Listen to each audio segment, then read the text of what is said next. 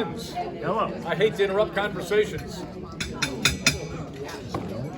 Good afternoon, everybody. It's so great to have you here. And thanks to the Pacers for providing this great space and this terrific meal. Just one correction, the Pacers and the Fever. Oh, thank you. Pacers Sports and Entertainment is what I should have said, but yes, the Fever are a very important part of our community. I'm Ken Owen. I spent years in television news and then went to higher education, and now I'm an independent communications consultant and a member of IPRS, and we're thrilled to welcome you to the 10th Indy PR Legend Award that the Indianapolis Public Relations Society has presented. I'm first going to introduce the folks at the head table, and we're starting a bit early so we can probably take a little more time celebrating this fellow.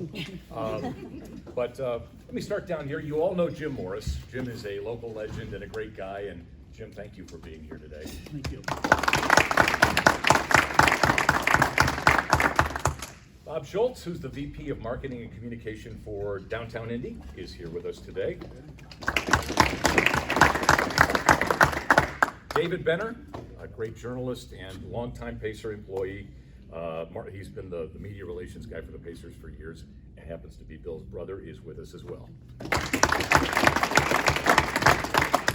Jennifer Dzwonar is the principal at Borshoff, and she's also the president of IPRS. Jen, great to have you here today. Sherry Benner has the real stories on Bill. Sherry's here with Bill today, and please welcome Bill Benner. We're going to. And as a former media guy, Bill is someone who always shot straight, has always been a class act, and it's my honor to be here for you today. So thank you, Ken. Thank you, Bill.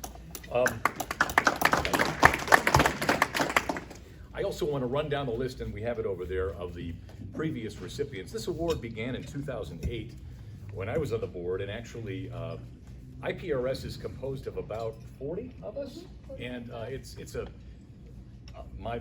somehow snuck on. I must have had pictures with somebody with a farm animal or something, but it's a who's who of public relations, marketing, and communication, seriously. And it just seemed to me that we got together and had these wonderful lunches, and the folks in this room are people that I could always call upon when I had an issue in my life or my professional career and say, how would you handle this? Or have you been through something like this before?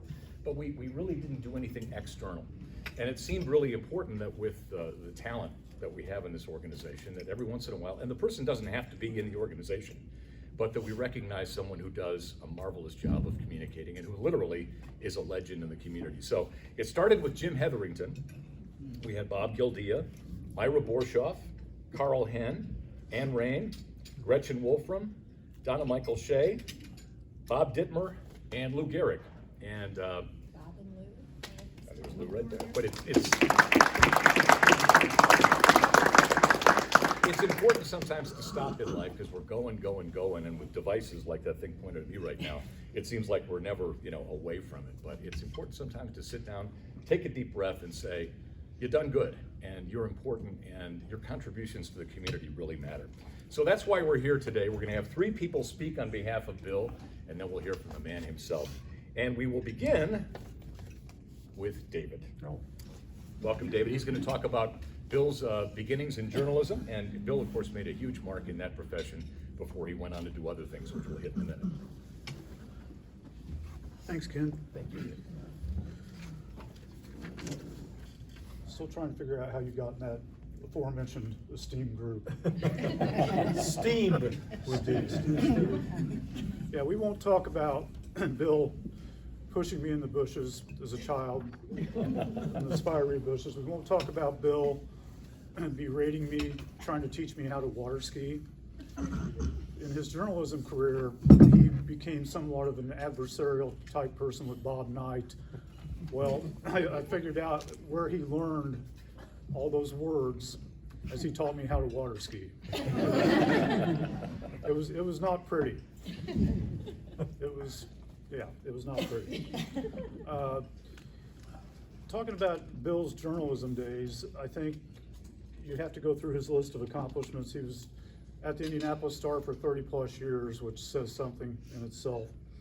2-time Sports Writer of the Year for Indiana, United States Basketball Writers Association Hall of Fame, which is a very big deal. And a big deal here, Indiana Sports Writers and Broadcasters Hall of Fame.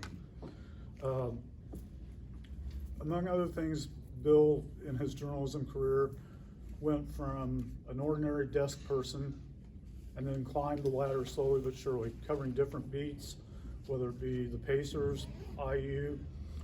He went on to become a columnist for the Star, made a few enemies along the way. But more than that, he made more friends, because one thing that Bill did, and I wish I could have been the same, and I'm proud of him, is he promoted Indianapolis, and he promoted Indiana. And as a sports writer, everybody tells you gotta be objective, you gotta cut, you gotta be right down the middle as much as possible. Bill did that, but at the same time, Bill never lost sight of the fact that in his role for the newspaper, it was about the place that he loved. The one thing I can say about Bill more than anything is his passion for whatever he was involved in. As a sports writer, Bill was totally into it, whether it be working on the desk, hollering at me on Friday and Saturday nights as we took high school football and basketball scores. He taught me, and he taught me all the good things about journalism. He taught me all the good things about how to write, different things. You have role models and mentors in your life. In my current soon-to-be expired job, I had 3 mentors. In my journalism days, I had 2 or 3 mentors. He was one, because he did it the right way. The other thing, I go back to the passion. His passion in promoting Indianapolis, whether it be the National Sports Festival, the Pan Am Games, everything that has occurred downtown, thanks to many, many people, including Mr. Morris. Bill was an ally, and it's okay to be an ally in journalism. It's okay to not be objective sometimes. And that was something that I learned from him along the lines. You can have a passion about something if you believe in it. Throughout his career in journalism, Bill believed in Indianapolis. Bill believed in Indiana. To this day, he still fights the fight for no class basketball.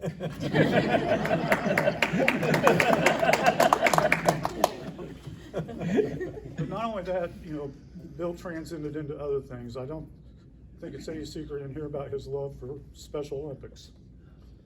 Very much involved in that. So he not only was involved in the community as far as his writing, he was involved in the community as far as his philanthropic adventures.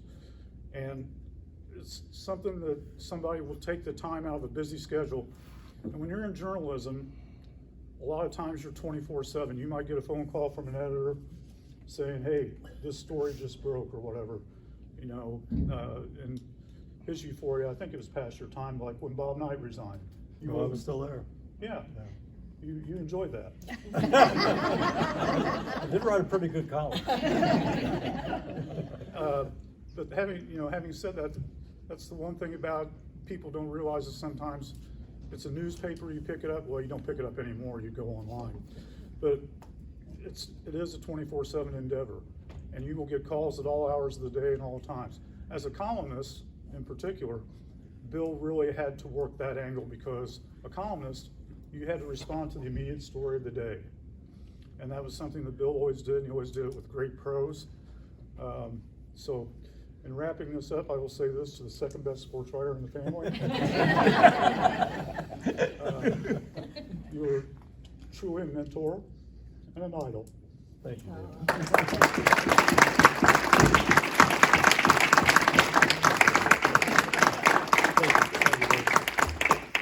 David, that was wonderful, and I would be remiss if I didn't commend you on your career, David, really. And David's in the process of retiring, but I'm sure you all saw the great picture of Reggie Miller. The friendships you've made and the things you've done for this community and for this franchise and this organization are huge, so thank you, David. Thank you. Here. Here, here. Downtown, and Bill is a champion of Indiana, and gosh, when I was writing the news release about your award, you always try to frame things, obviously, just like you would for a column, and you really have had a box seat for some of the most amazing things that have happened in the history of this city and state. I was 21 years old when the National Sports Festival happened, and maybe 22, but that's kind of when things really started to kickstart. for Indiana and Indianapolis. And of course, the Pacers and the ABA and college and high school sports has always been huge. But a champion of downtown is also Bob Schultz. And whenever something happens, good or bad, we like it better when it's good. Bob is the person that stands up and either sends the message or takes the bullet, and I think we've all been in that position in public relations. But I'm glad Bob Schultz is representing Indianapolis, because on his watch, this place has become a bigger and brighter star in the universe. So Bob, it's your turn. Thank you. Thank you very much, Ken. Hi, Bill. Hi, Bob. How are you? Wonderful, thank you. Bill's one of the few people that calls me Bobby. So maybe because he's more like a father to me. Wow. My dad called me. So, but good to be here with you, and Sherry. It's always good to be with you too. And thankfully, Bill has introduced us, and we've become friends. And Ashley and Ben, and good to have you here. And I know your other members of the Benner family, old and young, are here as well. So, thank you for that. You know, my role, the invitation to speak, was really about the transition from Bill, from journalism to public relations, and that kind of crossing over to the dark side that was often referred to. And this is no surprise to many of you in the room. How many of you started your career in journalism or writing? And yeah, so this is, this is not uncommon, but many people think it's easy to jump over to where it's easier. And that's the number of conversations that we've had over the years, those of us in this room, of members of the media who say, oh, I want to join the PR side now. And there was a Bill Benner that did that. And Bill, to me, was a celebrity, and still is a celebrity to me. And so at the time, I was the Director of Communications for the Indianapolis Convention and Visitors Association, the worst named organization. It's much better as Visit Indy now that we know it. But Bill said, let's get together. We had worked on a couple LOCs together and had gotten to know each other with his work with the Sports Corp. So that was really his transition from the newsroom to the boardroom, was the Sports Corp. And several members of his team and Sports Corp are here today to remember those days as well. It was a short little jump because it wasn't far physically, geographically. Then we started having conversations, and he knew of an opening at the Indianapolis Convention and Visitors Association. And I said to Bill then, Bill, you're a sports writer, you're a storyteller. How do you tell stories so well, and how do you picture coming into this world to tell stories? And he says, I still remember, we were sitting, having coffee, and you said, Bob, everybody has a story. And because I was lamenting and celebrating all of your articles over the years. In fact, his face still wraps our nativity scene.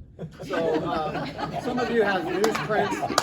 Yeah, so every Christmas I pull out the nativity, and there's Bill Benner from circa 19, it was 19 something. Yeah, it was 1980 something. So yeah, I think you've been around the ass.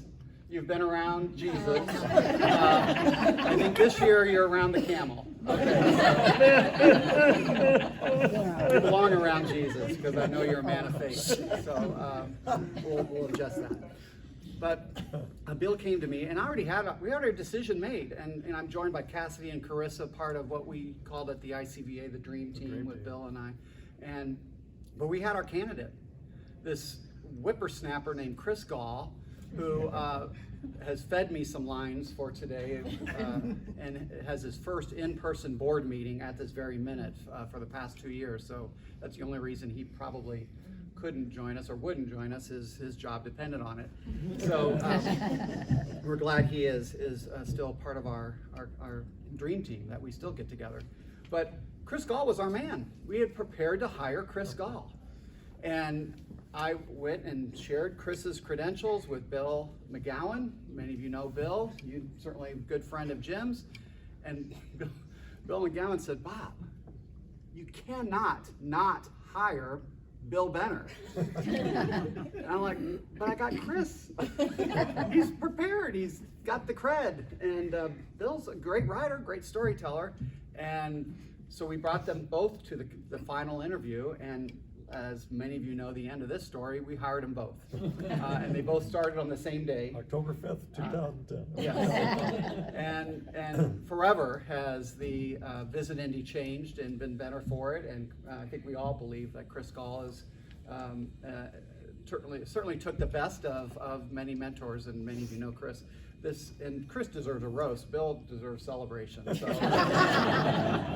Yes. But you know, there are kind of two truths and one false transitioning from the newsroom to the boardroom in the PR side. The truth is, PR moves at a much slower pace than the newsroom.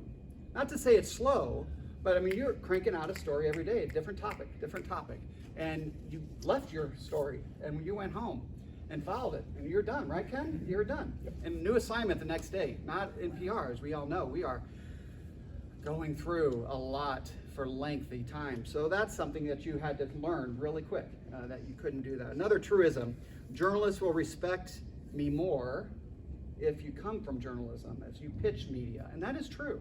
I really believe that you understand deadlines, you understand key messages and storytelling and all of that. So that is true. The false is that PR is easier than journalism.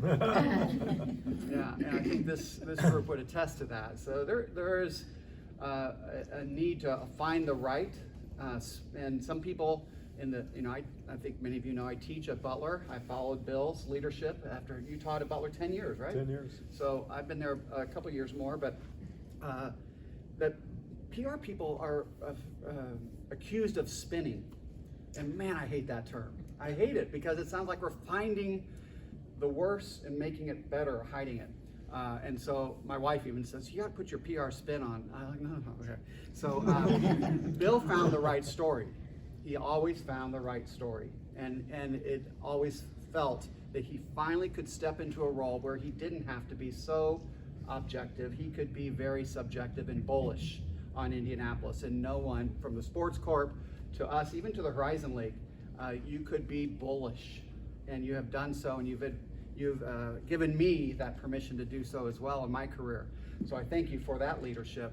Bill took my role when I left Visit Indy to join the staff at Borshoff, and we continued to work together on many things. And my favorite memory was the day that the NFL was going to announce who was going to be the host city for the 2012 Super Bowl. And Bill and I were hosting a media tour of then what was called the Indiana Stadium. We now know it as Lucas Oil Stadium. And we're in the back rooms, and we know this meeting is going on in Nashville, and actually we had cell phones then, so we were ready for the call. And there's a great picture in the press box.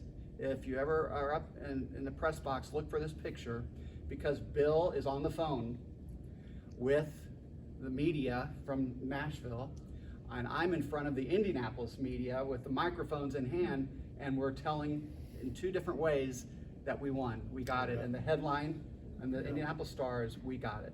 And there's Bill Benner again, front page. I should have kept that to wrap, you know, Mary and Joseph. So actually I have it, but I'm not going to put it in the notes. So you know, you had an opportunity to bring that to bear, and PR became such an important part of your role and our friendship, and it continues to be so. And you've been on our marketing board, you've championed causes. Many of us in this organization are members of the Public Relations Society of America as well, and they have 6 words that define the ethics of PR, which I think define Bill Benner. Advocacy. He is a cheerleader, we know it, and sometimes to a fault. He finds the positive of everything, and so I admire that advocacy. You're honest. We all seek to tell a true story and authentically, and you do so with honesty, and I've always admired that. And you're a man of faith, and that helps ground you, I have always believed, and we've shared the same faith and the same pastor for many, many years. God rest his soul. Expertise, clearly, expert in what you know. I'm going to say independent, because you're not, even though you've worked for organizations, you could have your own voice. And you found that with Gary Dick, you found that with WNDE, you found that even with the Star. But you are your own voice. You know what you stand for. Loyalty. I can't imagine a Bill Benner in Louisville or even Denver, maybe Denver. Maybe Denver. Maybe Denver someday. But you are loyal to this city. You're loyal to our causes. You're loyal to our celebrations. You're loyal to our events. And that loyalty has created such a legacy for many people who follow and will follow you. And the last one is fairness. Clearly, you are fair. I like the fact that you are intentionally fair. I also love following you, and many of us do, on Facebook and your quotes the day after a huge loss of the Pacers, or a huge loss that we think, our world's going to crumble. And you know, many of you who follow know what he says. The sun rose today. The sun rose today. And you put things in perspective to it. I love you, Bill. I appreciate your leadership that you've given me and the PR community.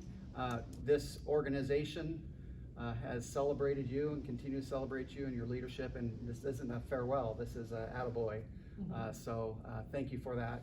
Congratulations. Thank you, Bob.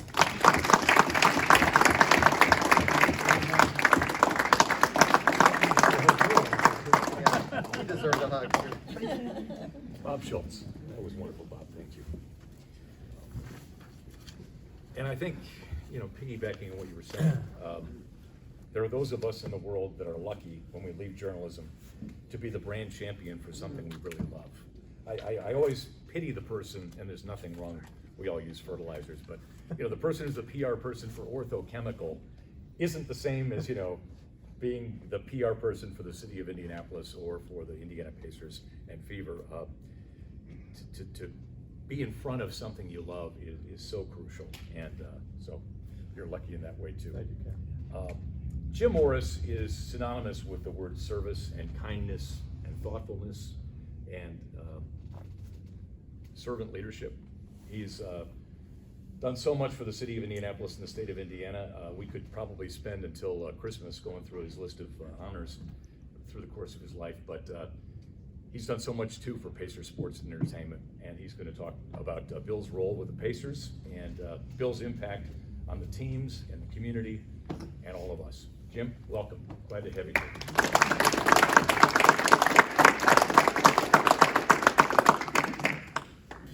Thank you, Ken. It's actually good to see you. It's been a long time. And same with Leslie and others. I may be the only, well, I'm sure there are more in the room, but of the 10 people that you mentioned who've been honored, I've known them all. And some of them very, very well.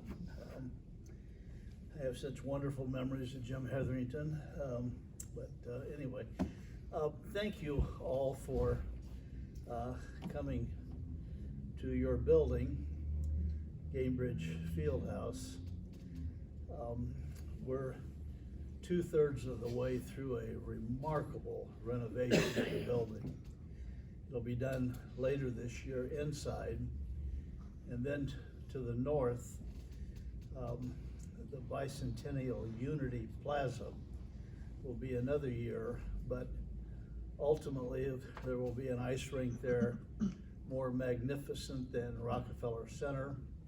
There will be a performing facility for primarily youth groups to come together in a sense of unity, a place for the PAL clubs and all sorts of youth sports groups to play.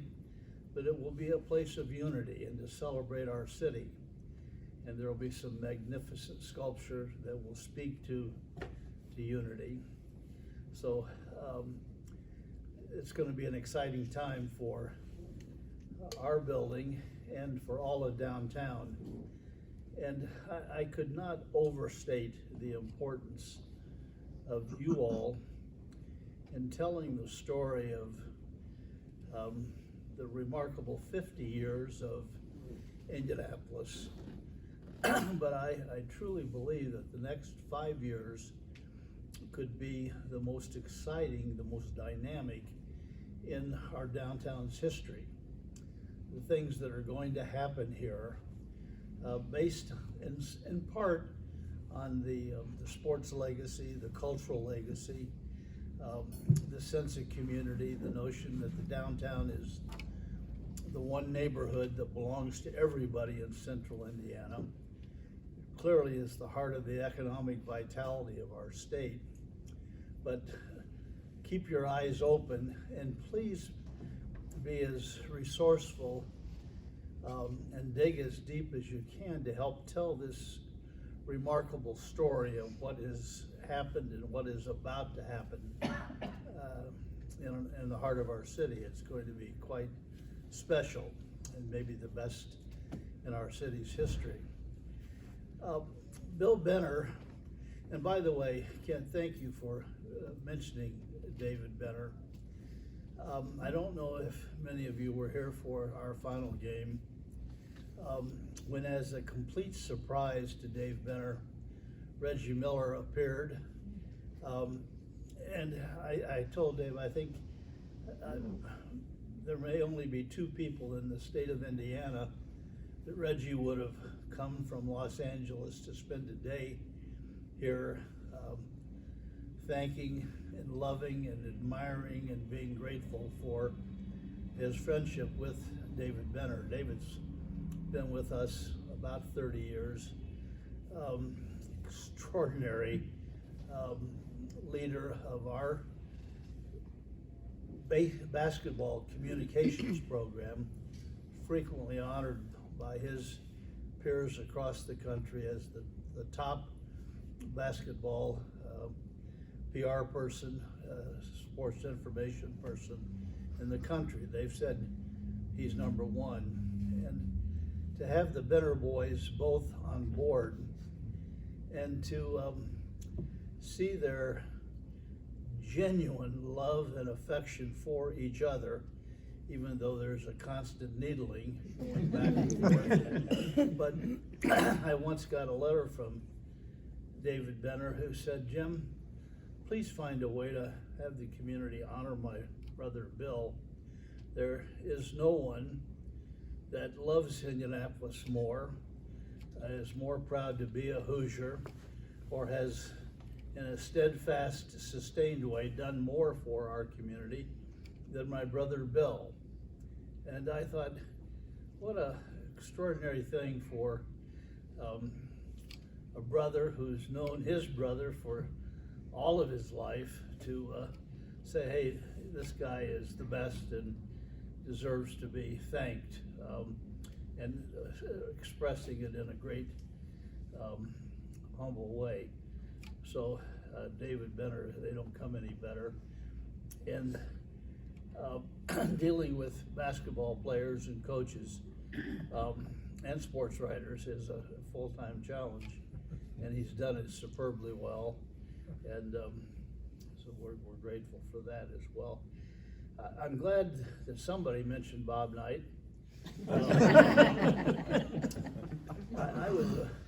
I just retired as a member of the IU Board of Trustees, and I was a trustee when Bob and Miles Brand facilitated a departure of Bob Knight from the university. And he may not have liked you very well on occasion, Bill, but you could only imagine what his level of affection is for the IU Board of Trustees. And as my own PR person, I've tried to rehabilitate that with absolutely no success. But Bill Benner was a brilliant addition to our family here. Was our senior vice president for communications, responsible for our corporate responsibility in the community, led the work of our foundation, mentored dozens of people in terms of putting together a communications program for the Pacers and the Fever and our company in general and for this building. When David talked about Bill's 33 years at the Star, and then years with the Sports Corp and ICVA, now Visit Indy, the Horizon League. If there's been a sustained person who has sustained the commitment from the very beginning. I remember the cartoon in the Star when we got the sports festival. It said, "We landed a big one." And there was a picture of a fish, and Gary Varvel had drawn a wonderful cartoon. But Bill Benner has been the steady stream, the steady voice, the steady personality, the steady advocate, the steady historic memory, the interpreter of this since the early 70s. Very proud graduate of the Ernie Pyle School of Journalism at Indiana University, frequently honored by IU. We had the special honor this year to surprise him on the Gary Dick Show, presenting him with the Bicentennial Medal on behalf of Indiana University. To surprise someone on a live TV show is not an easy thing to do. But it was a wonderful occasion. But his role here, his kindness, his integrity, his willingness to say yes, to be helpful, his willingness to put the advocacy and love for his community and all the facets of it, and to explain it, and to do it with such great humility, never ever putting himself forward, and being so nice and inclusive all along the way. Incredible. In our family, we say, thank God for faith, family, friends, community, and vocation. And building on what my friends here earlier said, Bill hits the home run, pardon me, the three-pointer on each of those categories. He and I shared a great friendship with Father Phil Bowers. Bill was the leader of the parish council at Holy Spirit of Geis, and Father Phil, almost a perfect person, but he always wore that damn Purdue emblem on his collar every Sunday morning when he was preaching. I guess if Purdue had lost, it would be upside down. But Bill was his counterbalance, representing the cream and crimson. But they were the best of friends. Bill's commitment to his family. He and Sherry are always together, and they always would go to games together. They would follow IU all over across the country together. Remarkable, and the same with his children. His commitment to his friends. Could you have a better friend for a long, long time?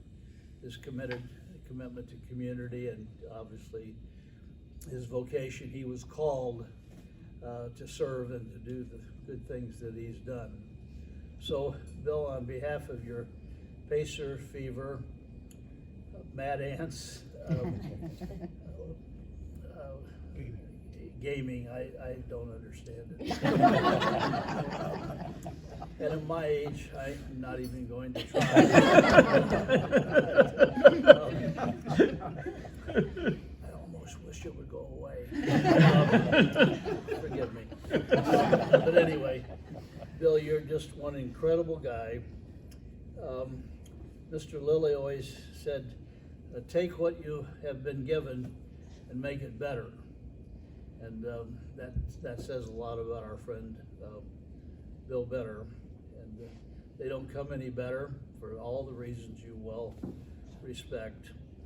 And I do believe that the city and the state that we have become, with a new reputation, a new level of admiration from people all over the world, the fact that people would say Indianapolis has done and will do things that nobody else could do.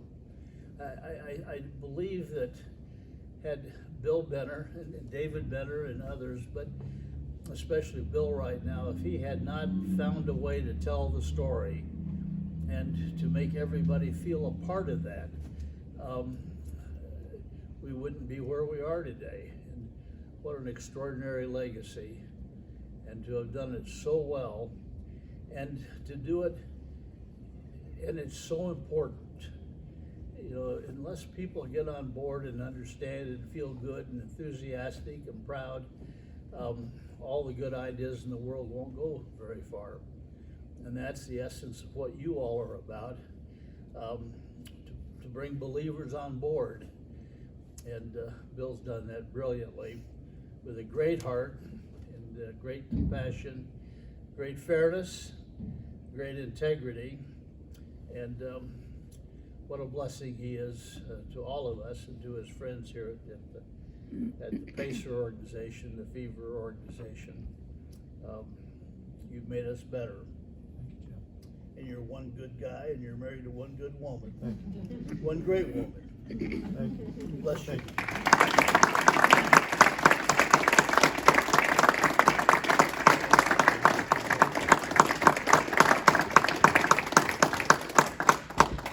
Thank you, Jim, so much.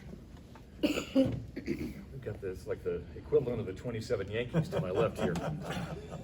Murderer's row of great speakers. Okay, the moment is here. Jennifer Dzwonar is going to present the, whatever's in this box. Right. We gotta keep it This kind is of. not the same as live television. I'll stay out of the way It's so you very can exciting, yes. have the floor. Thank you. It is truly my pleasure, and one admission that I had to make is until we have gotten to know each other a little bit more through IPRS, I always confuse the two of you. So I'm just gonna say that too, that from afar, I was always like, Dave or Bill? And so it is such a pleasure. And it is with great honor that on behalf of this group, we present you with this Bill Benner Legend Award, and I love your IU tie, and if everybody got to see up close Jim Morris's basketball tie, it's worth seeing up close here, which your wife, I hear you picked up for you, is that correct? Thank goodness. Yeah. But it is truly, it's a group full of many people who could be legends and are legends in the making, but it has been such a joy to get to know you a little bit better, and we're thrilled to honor you in this way, so thank you.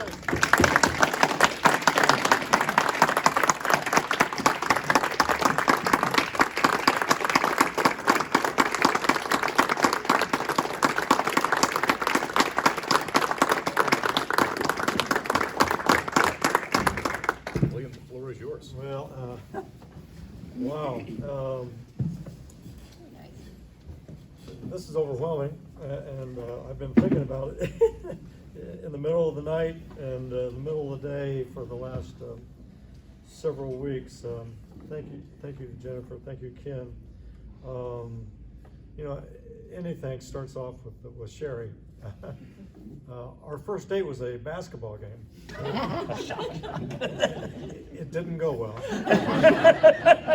The date or the game? Both. Both. But fortunately, she gave me another opportunity. She was in occupational therapy school at the IU Med School, and I was already beginning my sports writing career. I was covering high schools, and so as she warmed up to me ever so slowly, I would take her to high school games, and she would keep rebounds and assists for me, and so that's how we kind of got going. She raised our two wonderful daughters. You know, I was traveling around the state and eventually the Midwest and the country and then the world, and she had a wonderful career as an occupational therapist. And then the healthcare administrator. She introduced me to Special Olympics, a lifelong passion. And she's on her own journey here, and we're getting through it. And I love you so much, honey. So thanks for being here.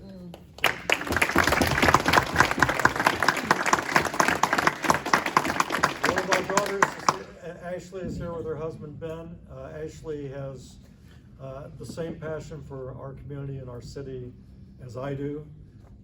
She's now directing the efforts of the Buckingham Foundation. For a number of years, she was right across the street running Cityway from its inception. She's involved in Habitat for Humanity. She actually wants to make this a better city, and so I'm so proud of you, Ashley. She's my downtown, I call her my downtown girl. And she is my downtown girl. My other daughter, Allison, lives in Colorado with our 2 grandchildren, her husband James. She works for Special Olympics Colorado, and I'm so proud of that. And she actually met her husband at a Special Olympics winter competition, so they met on a chairlift. He was there with an intellectually challenged athlete, and so that's how that all began. And her husband and Ben were best friends at Colorado State. So it's all connected. It's all connected somehow. Ken, thank you. Ken did like I did. We got out of the real world into this other world, and so I thank you so much for your example. Jim, what can I say?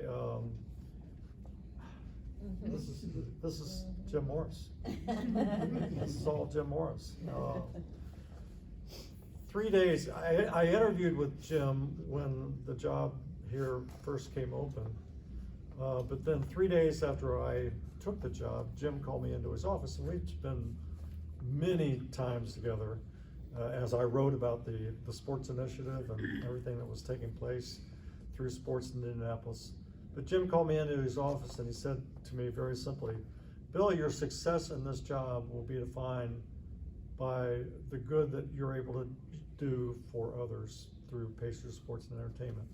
I thought, wow, what a mission that is. And so that's what I tried to do, both with the foundation and our charitable contributions committee. I told people, they said, what do you do with the Pacers? I said, well, I'm kind of in charge of saying yes and no. And it was easy to say yes. It was wonderful to say yes. Really difficult sometimes to say no. But the Pacers, I always said, you know, you're defined somewhat by the scoreboard, but I learned quickly that we were defined by so many other things that we could do and continue to do in this community. Bob Schultz, a mentor, a friend in public relations, Mr. Indianapolis. I hope you get this award someday because you would be deserving of it. David, he's on his retirement victory lap. The Reggie stuff, he was on Channel 8, he was on Channel 13, in the Indianapolis Star, and just most recently, he was featured on a Inside Indiana Business Sports segment with me. And that was a true honor to do that. And David, just to watch what's occurred with you, to watch your professional and personal growth has just been an absolute joy. We've come a long way from the farmhouse on Morgantown Road in Center Grove. If my life were a book, it would probably be titled When Obstacles Become Opportunities. And I've been incredibly blessed to encounter some obstacles, and they always turned into opportunities. And I thank the good Lord above for that. So speaking of that farmhouse in Center Grove, I actually spent my first 5 years, we were right over here in Southeast Street in a house where Lily is now.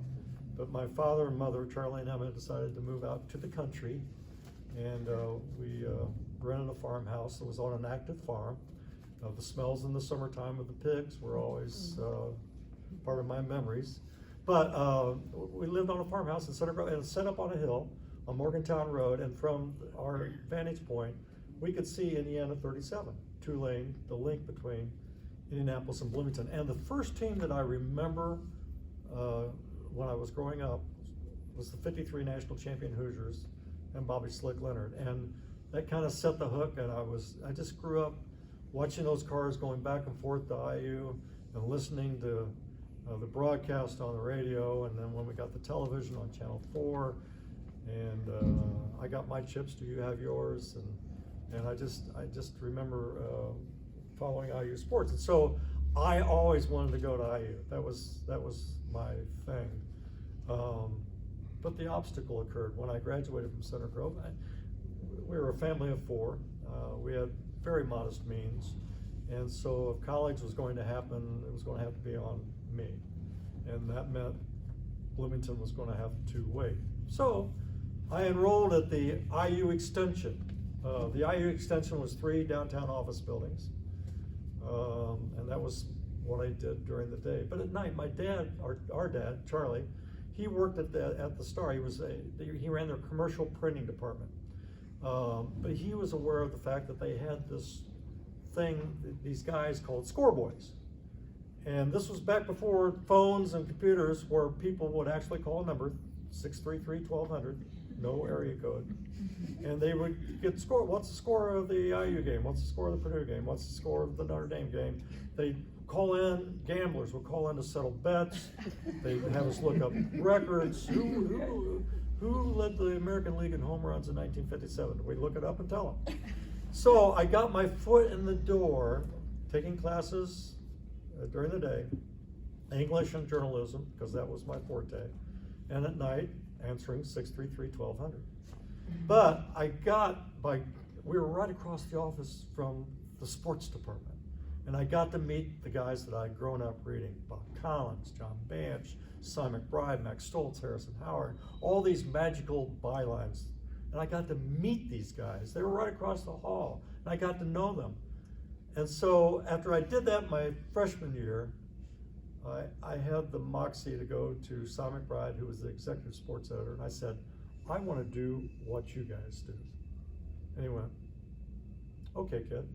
So the summer of between my freshman and sophomore years, I moved over to the sports department, and I took Little League scores and bowling scores. I edited little 2-paragraph stories and wrote headlines, and the hook was really, truly sunk. But at the end of that summer, guys were on vacation. We had a woman from Greenwood, Indiana. Her name was Mary McElwain. She won the National Table Tennis Championships. And Cy McBride said to me, kid, you want to go write a story about her? I said, heck yeah. And so I went out and I interviewed Mary McElwain, came back, wrote about 400 or 500 words, handed it to Cy. Cy took his pen, and they used to have blue markers back then, edited it up, and he went, that's not too bad. And August 12, 1969, my first byline appeared in the Indianapolis Star. And again, I was hooked. From that point on, I worked in the sports department during my sophomore year. They occasionally may go out and cover a high school basketball game, a high school football game. And by my junior year, I'd saved up enough money to go to IU Bloomington. And I worked as a correspondent. I worked for the Indiana Daily Student. And when I got out after playing Army for a little while, I had a job waiting for me and started covering high school sports. You talk about being part of the history. I've outlived buildings. I covered the first game at Market Square Arena for the Pacers. I covered the first tennis matches at the Indianapolis Tennis Center. Remember that? The RCA Dome, the Hoosier Dome. I covered the first football game in there, won the Colts. It was the Buffalo Bills and the Bears. And so I've outlived buildings. But I also had the opportunity. I covered high schools for 3 years, Pacers for 5. Sherry and I, right after we got married, I was on the road with Bobby Slick Leonard, the guy I love from 1953. We wanted to have kids, and so I needed to get off that pro beat. So I started covering college and amateur sports, and the National Sports Festival and the Pan Am Games. I covered basketball. Brazil beat the U.S., and that was the one game that eventually led to the Dream Team, and I was there for that. But the Amateur Sports Initiative and everything that happened with that, the attraction of the NCAA, the Final Fours that came to our city, and I was right there with that front row courtside seat to witness it all and to write about it all. It was just an extraordinary opportunity. And again, obstacle became opportunity. And I thought I'd be a sports writer forever, but then things happened. New management came along. The paper was sold to Gannett. I went on a stretch in 2000, I was the only columnist,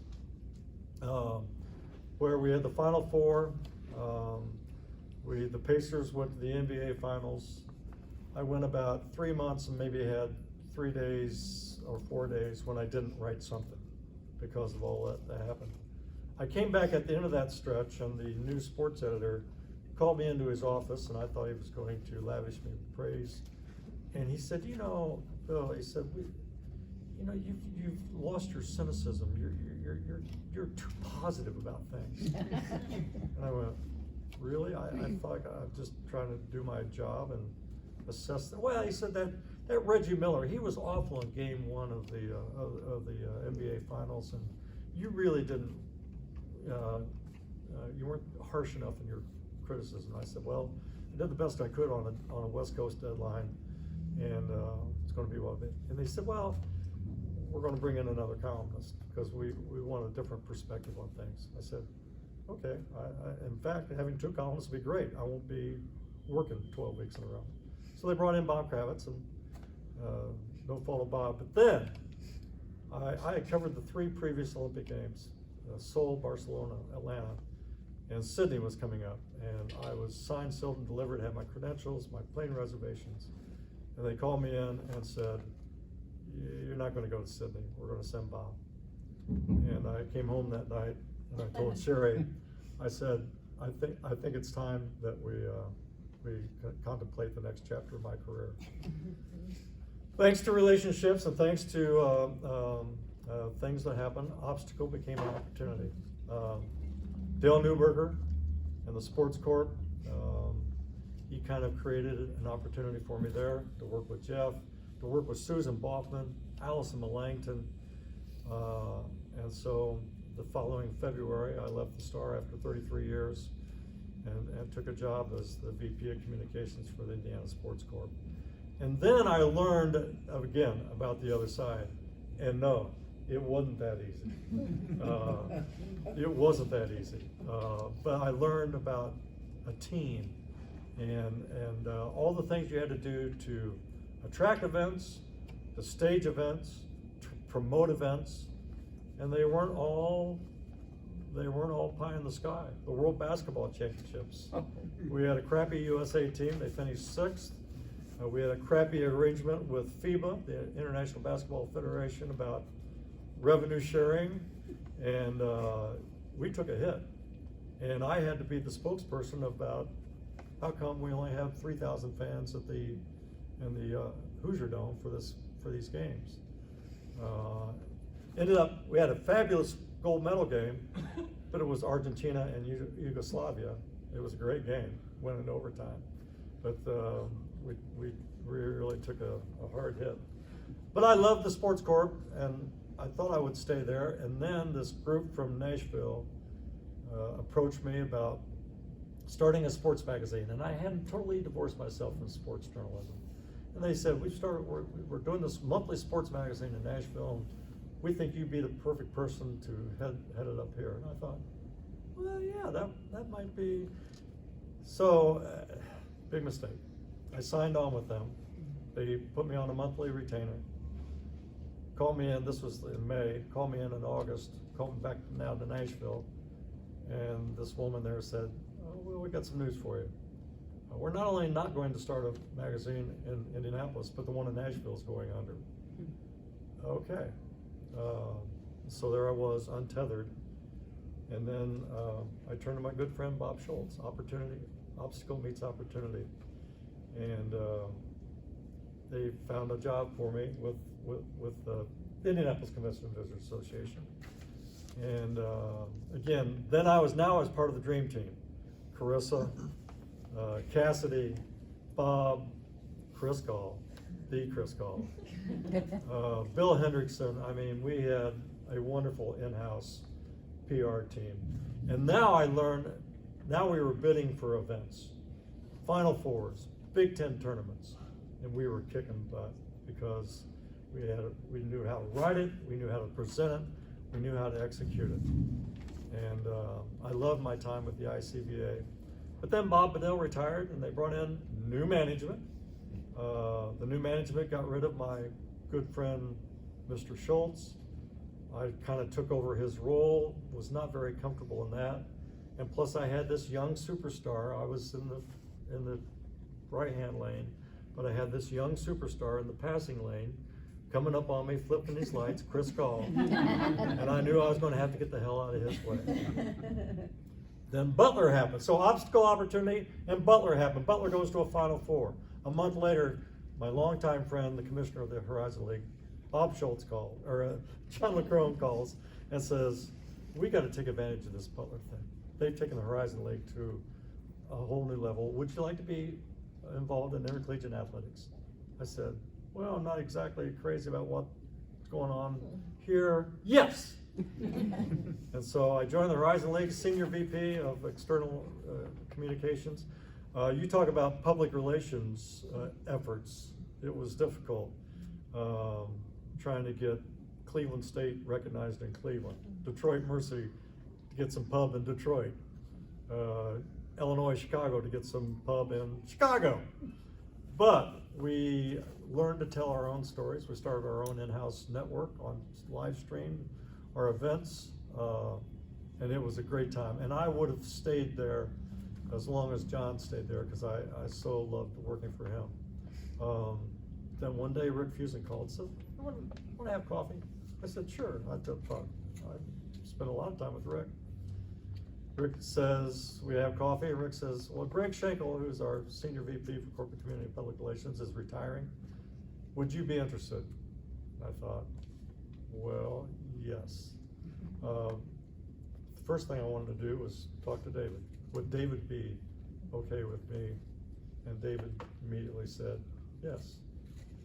And so the opportunity to work alongside my brother, to be with this great organization, in this great building, was just too good to pass up. And so for the next 6.5 years, I was with PS&E, and it's just been a wonderful joyride. I'm so thankful to see some of the young people that I mentored along the way. John Debman from Butler, Jeff is here. Brett Kramer, who now has my former role with the Sports Corp. When the Horizon League, she came in to interview for a job that we didn't have at the Horizon League. I spent an hour with her. She left. I walked into John's office. I said, we got to hire her because she's going to be unbelievable, and she has been unbelievable. Brett, I'm so proud of you. Back in my early days at the Star, there was this guy who was in our newsroom as much as the journalists were. It was Lou Gehrig. He was working for Indiana Central College, and he was relentless in promoting Indiana Central. And I learned a lot from you back then that stayed with me because of how good you were at your job then and how good you are still at your job now. David Cease, that stadium tour was because of David Cease. And Bob and I would take the media on monthly stadium tours, and serendipity, we had a media tour scheduled the day that we got the Super Bowl. And I do have that front page framed at home. It was just an incredible thing that occurred. So thank you for that, David.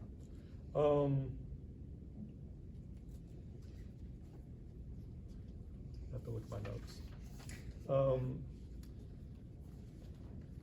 I'm just so thankful for this recognition. God has blessed me in so many ways. I want to acknowledge the other jobs I've had. Gary Dick, I started out because I was on his show because we're a sports city, I was on his show about every 2 weeks talking about whatever the latest sports event was coming to town. And we finally said, why don't you just come on and do a weekly sports segment? And so beginning about 2005 or 2006, I became a regular on Gary's show, and I'm on this week. And oh, by the way, the subject is esports and gaming. And you know what? I don't understand it either. But I have a guest that I think can explain it. I got to thank Tom Harton. The week after I left the Star, Tom Harton, who was then one of the editors at the Business Journal, said, do you want to write a sport? you want to continue to write a weekly sports column for us? I said, hell yes. And I did that for the next 12 years. And it enabled me to still have some relevance. And that was crucially important at the time. I want to thank the late Chris Wheat. Chris gave me an opportunity to get involved with WNDE and sports radio. 1260 was Benner and Bragg. And I would write something inflammatory about Bob Knight in the morning and then get on the radio and let people cuss me out in the afternoon. We always had our finger on the button because sometimes people weren't very happy with me. And then Art Levin, the late Art Levin, who for some crazy reason, well, he had a son that was interested in sports journalism, said, do you want to just come talk and teach a sports journalism class? I said, sure. So I crowded that into my schedule. And it was like John Devon was one of my students. I've seen so many of my students go on to great things, and that fills my heart to this day. It was just a wonderful. I figured out, but adjunct, by the time, especially a writing course, by the time you do the syllabus, do the instruction, and grade writing papers, it worked out to about $250 an hour. But it was wonderful. I'm so proud of the work that the things that we accomplished while I was with PS&E. We've had our public relations challenges. I was on my way home one night when I got the call that the Indiana Fever had decided to spontaneously kneel for the national anthem. And I called the switchboard and I said, have transfer the calls to me because they'll be coming. And they did come. We went back to the Capital Improvement Board and asked for the money that has become this renovation of the Fieldhouse. And people are saying, why does that billionaire Herb need more money? Well, it's because this is such an incredible community building and will be, as Jim has pointed out, will be even more of an incredible community building. I love the city. I love the state. I love the people that I've worked for. One thing, I had two halves, but the relationships and the friendships that I've built up and the connections that I have, it's beyond my words to describe how thankful I am for all the people I've been able to interface with. I've been, the things that I've been able to witness and see and travel to be involved in the Hickory Nights and embrace Indiana basketball. And oh yes, that will be on my tombstone. I still want one class basketball to return. But it's been an absolute joyride. So I thank you all for being here, your love and support and your friendship. I'm just going to close with this line from a Judy Collins song. I've looked at life from both sides now, and the view has been magnificent. More than a boy who grew up in a farmhouse on Morgantown Road in Center Grove could have ever imagined. Thank you so much for this recognition. I love you all. Thank you.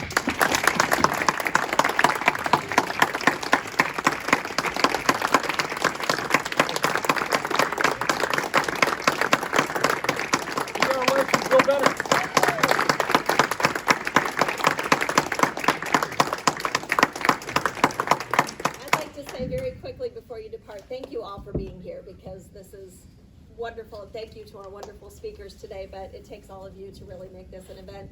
And a huge thanks. She wants no recognition, but I'm going to do it anyway. Billy Fouts pulled this all together. So, and one final thing, the centerpieces are yours to take home, and you can negotiate at each table how you do it. One of the recommended mechanisms was maybe whoever's birthday is closest to today on either side. But enjoy. One more round for Bill Benner, and have a great afternoon.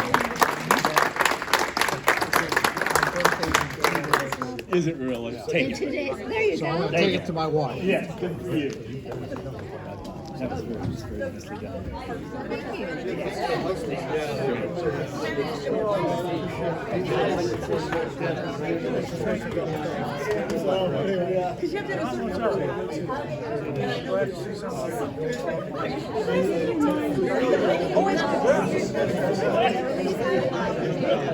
Thank you. credit for